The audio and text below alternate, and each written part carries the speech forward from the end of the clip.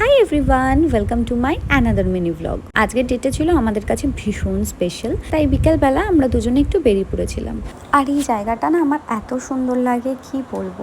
যদিও বা বিকালবেলা বেরিয়েছিলাম, কিন্তু রোদের তাপ ছিল প্রচুর। তারপরে আমরা কাঁচরাপাড়ায় জুডিওতে পৌঁছে গেছিলাম।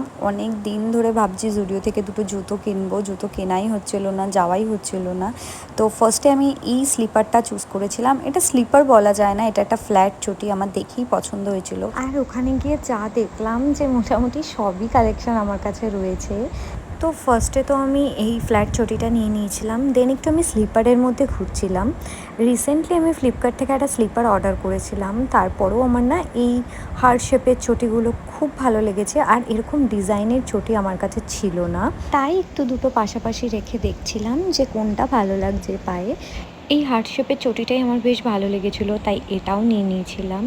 এটা ছিল আমার ওটিডি। আর এই জিন্সটা ম্যাক্সের, জামাটা কিন্তু জুডিও।